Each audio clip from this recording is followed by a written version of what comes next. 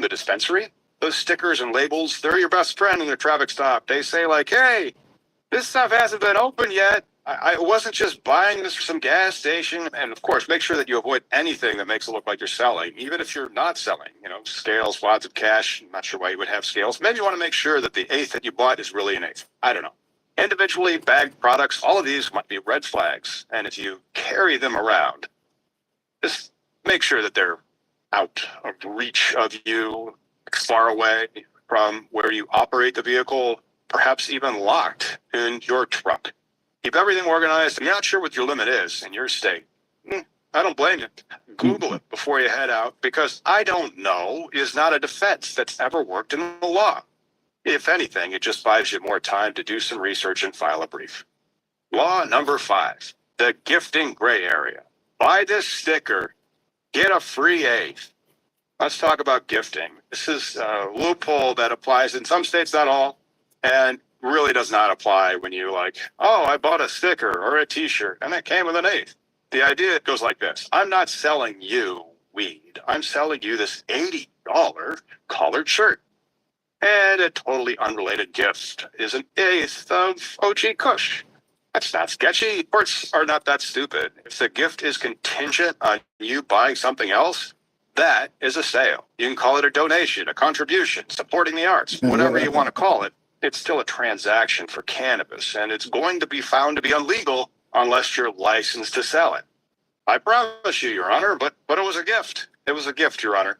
That's not going to work. You can try that. Your lawyer might fire you while you do. It's never a closing argument that I'd want to ever deliver, and it isn't because I'm not a criminal lawyer. But, Your Honor, it was a gift is not a closing argument that I'd for one to deliver. The judges have heard all this crap before, and the regulators, they are coming for your unlicensed pop-up just as soon as they're done with their lunch break and have more budgetary authority to enforce violations of the laws. If you're the seller, you risk criminal charges, tax evasion perhaps, and loss of whatever business assets that you have. However, if you're a buyer, you could wind up with a product that hasn't been tested, isn't safe, might land you in legal hot water if you get caught in the act. Even if you try the hemp defense. Real gifting, no strings attached. That type of happy birthday, you have an eighth for my personal stash. That may usually be fine as long as you're within the state's possession limits. Plus, your state also has to allow gifting. Some states don't allow gifting. And if there's any money changing hands, or if you're getting cannabis with every purchase of a sticker, coffee mug, or concert tickets, you're kind of playing with fire. And that's not the fun kind of fun. The golden rule is, if it looks like a sale, smells like a sale, and involves money, the law will properly treat it like a sale. So don't be the person who learns this the hard way. And now let's recap the 5 ways regular people end up on the wrong side of cannabis law, often without realizing it, even if it's legal in their state. Public consumption. You just can't light up anywhere, no matter how cool the mural behind you looks on Instagram. Cannabis DUI. Impairment is impairment. If you're high, don't drive. Uber exists for a reason. Exploiting their workers.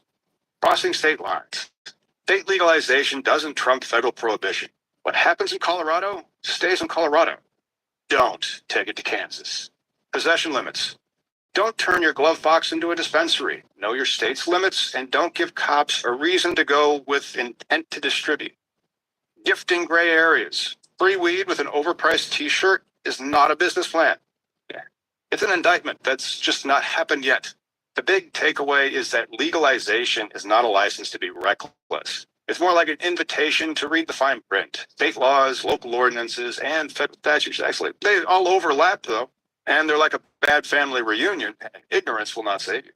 If you are unsure about something, take 5 seconds to look it up on ChatGPT, or better yet, talk to a real lawyer. Of course, none of this is legal advice. Laws change all the time, and the only constant about cannabis law is how inconsistently and incoherently it is enforced. If you get in trouble, find a qualified cannabis criminal attorney who actually reads the laws and not just memes. What's the most confusing cannabis law you've run into?